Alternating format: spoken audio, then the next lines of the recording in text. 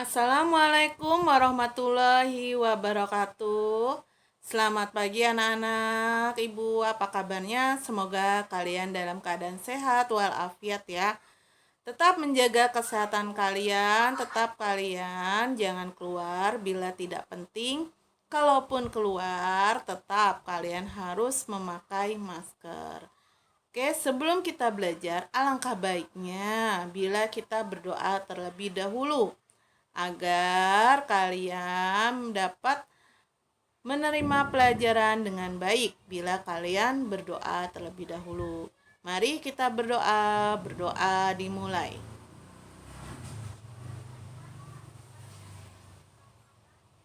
Berdoa selesai. Sudah siap anak-anak untuk belajarnya? Sudah disiapkan alat tulisnya, buku, pulpen, atau pensil untuk mencatat materi yang akan ibu ajarkan hari ini. Sebelum kita mulai, ibu ucapkan terlebih dahulu terima kasih kepada anak 83 dan 84 yang kemarin minggu yang lalu 100% mengerjakan pelajaran bahasa Indonesia.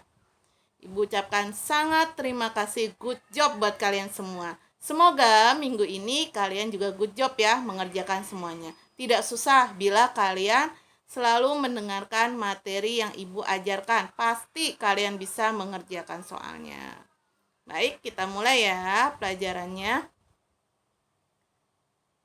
Ibu akan melanjutkan kalau kemarin tentang pengertian. Ya kan? Lalu ciri, ya kan? Lalu unsur. Nah, sekarang tentang menyimpulkan isi teks berita. Nah, apa itu isi teks berita? Menyimpulkannya. Nah, kita lihat di sini, menyimpulkan berita. Yaitu menyimpulkan isi berita merupakan suatu kegiatan menetapkan inti dari suatu berita. Jadi kalian mencari intinya. Nah, bagaimana caranya? Menyimpulkan berita, memuat unsur-unsur berita dengan rumus berita. Nah, unsur-unsur berita kemarin sudah ibu ajarkan. Ada yang masih ingat minggu yang lalu? Apa saja? Ya, 5W plus 1H. Apa saja itu 5W plus 1H? Nah, ada apa, ya kan? Siapa, kapan, di mana, bagaimana, dan mengapa. Itu dalam bahasa Indonesianya ya. Jadi ada 5W plus 1H. Nah, sekarang langkah-langkahnya. Apa saja langkah-langkah dalam menyimpulkan isi teks berita? 1.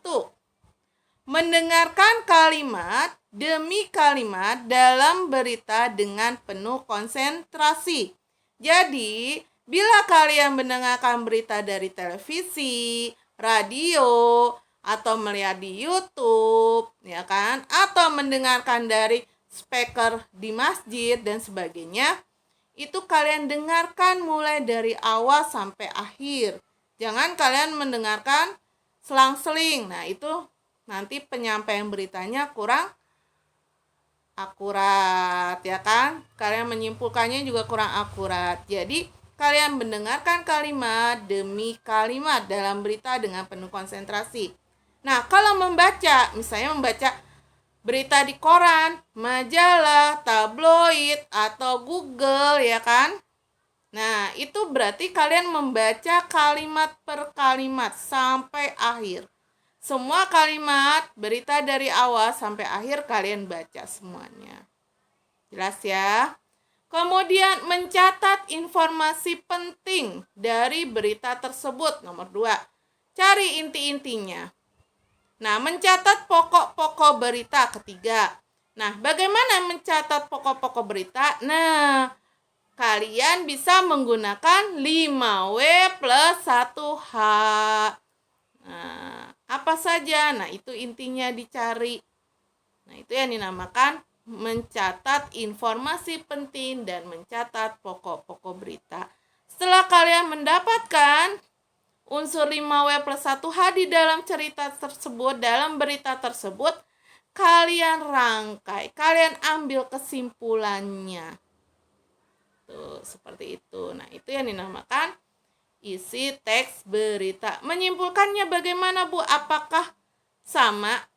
Nah, menyimpulkan suatu isi teks berita bisa menggunakan bahasa kalian asal tema atau inti permasalahan beritanya harus sama.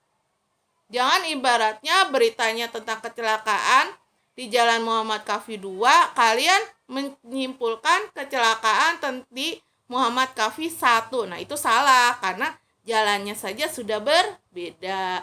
Jadi menyimpulkan, boleh dari 5W plus 1H itu kalian rangkai, kalian ambil intinya, menggunakan bahasa kalian boleh, tetapi intinya harus sama. Tuh ya.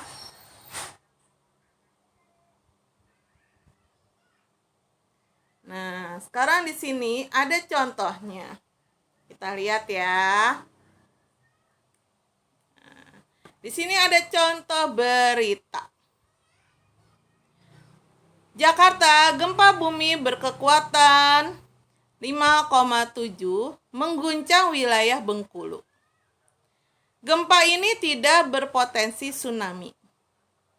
Badan Meteorologi, Klimatologi, dan Geofisika atau disingkat jadi BMKG menginformasikan gempa terjadi pada Sabtu 22 Agustus 2020 sekitar pukul 7:39 waktu Indonesia bagian Barat. Gempa berpusat di laut. Tidak berpotensi tsunami, tulis BMKG di akun Twitter resminya. Gempa berpusat di laut pada kedalaman 21 km. Titik pusat gempa terletak di 137 km arah barat daya Bengkulu. Gempa terletak di koordinat 3,98 lintang selatan dan 101,04 bujur timur. Gempa dirasakan skala MM2 dan 3 di Bengkulu dan skala MMI 2 di Kepahyang. Belum ada informasi terkait dampak gempa maupun ada atau tidaknya korban. Nah, ini berita tentang gempa. Nah, dari teks ini kita buatlah kesimpulannya atau simpulannya. Nah, sebelumnya bagaimana tadi? Nah, kita cari dulu pokok isi berita, yaitu menggunakan 5W plus 1H. Apa? Ya kan? Apa ya adalah menanyakan suatu peristiwa. Apa peristiwanya? Gempa bumi berkekuatan 5,7 M. Nah, di mana tempat? Bengkulu berpusat di laut. Kapan? Waktunya Sabtu 22 Agustus 2020 sekitar pukul 7:39 waktu Indonesia bagian Barat. Siapa yang memberitakannya? Nah, Badan Meteorologi, Klimatologi, dan Geofisika atau BMKG. Mengapa terjadinya gempa? Nah, mengguncang Bengkulu. Bagaimana? Apakah gempa itu berpotensi apa? Nah, gempa itu tidak berpotensi tsunami. Nah, sudah kan kita cari 5W plus 1H. Nah, setelah kita cari 5W plus 1H, apa kira-kira kesimpulannya? Nah, kita lihat kesimpulannya, kita rangkai ya kan? Gempa bumi berkekuatan 5,7 terjadi pada Sabtu 22 Agustus 2020 sekitar pukul 7:39 waktu Indonesia bagian Barat mengguncang Bengkulu, berpusat di laut dan tidak berpotensi tsunami. Nah, ketemu kan kesimpulannya. Jadi kalau kalian membuat kesimpulan, ayo anak-anak kita buat kesimpulannya. Tidak mencatat semuanya, tapi mencatat intinya. Bagaimana caranya? Cari dulu 5W plus 1H. Kalian buat pertanyaannya. Ya kan, menggunakan 5W plus 1H yang jawabannya harus ada di tag.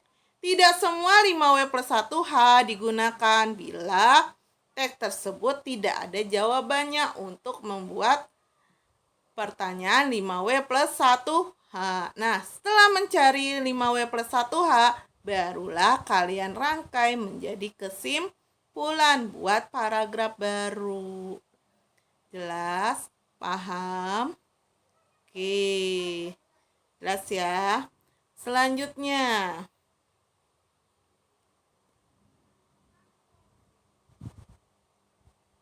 Ringkasan. Apa itu ringkasan? Nah, sama tadi dengan menyimpulkan ringkasan. Nah, sekarang ringkasan. Ringkasan adalah penyajian karangan yang panjang dalam bentuk lebih singkat dan efektif.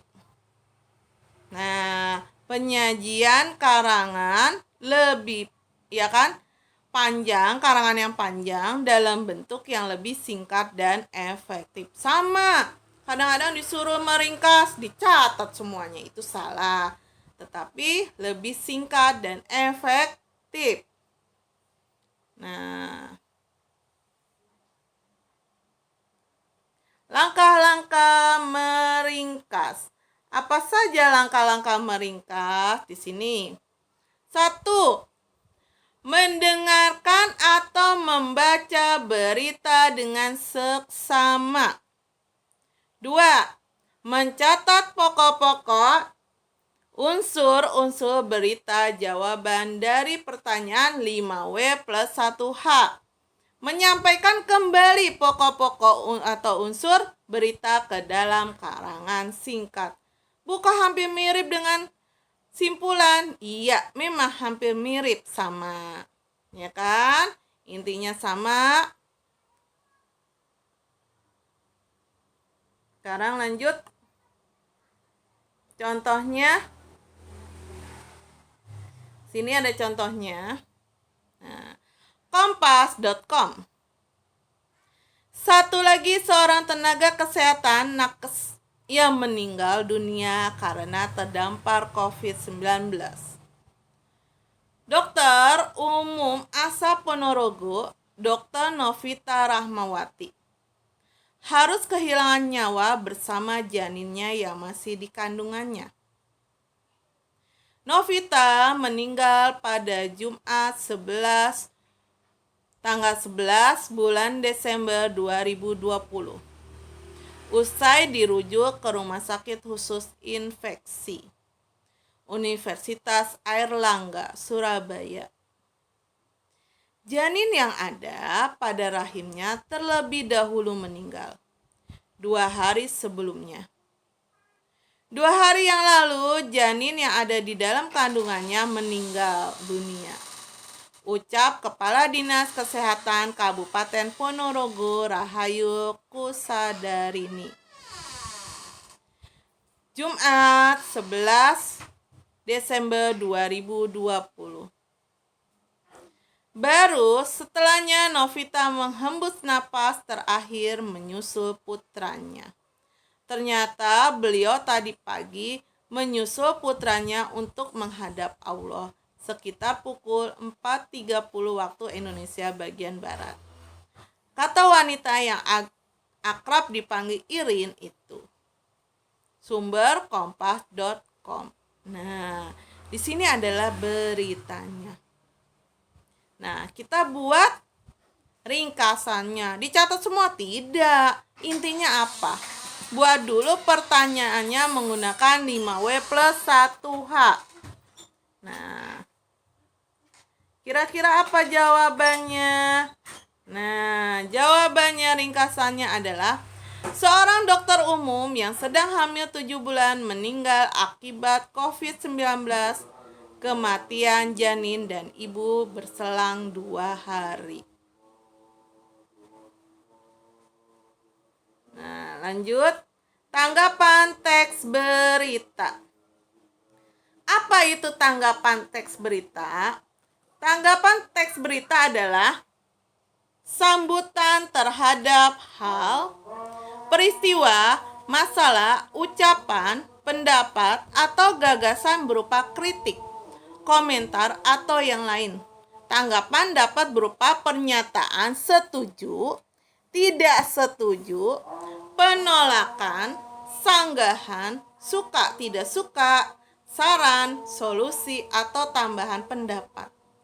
Tanggapan yang dikeluarkan harus bersifat objektif dan disertai dengan alasan logis. Nah, kalian menanggapi misalnya, kalian tidak setuju, misalnya ada pemberitaan di rumah kalian dekat dengan pembuangan sampah. Kalian tidak setuju. Nah, tanggapan kalian apa? Saya tidak setuju karena bila pembuangan sampah dekat rumah saya, ventilasi udara saya bisa terganggu, ya kan? Nah, itu adalah tanggapan tidak setuju. Jadi kalau memberikan tanggapan, kalian harus ada alasannya. Tidak boleh, saya tidak setuju. Nah, alasannya apa? Itu tidak boleh, jadi harus ada alasannya. Ya, jelas ya, Nak? Oke. Kerjakan tugas dengan teliti. Semoga kalian bisa memahami berita hari ini, materi hari ini. Catatannya lengkap. Pastilah kalian bisa mengerjakan tugasnya. Sampai bertemu minggu depan. Ibu ucapkan wassalamualaikum warahmatullahi wabarakatuh. Sampai jumpa.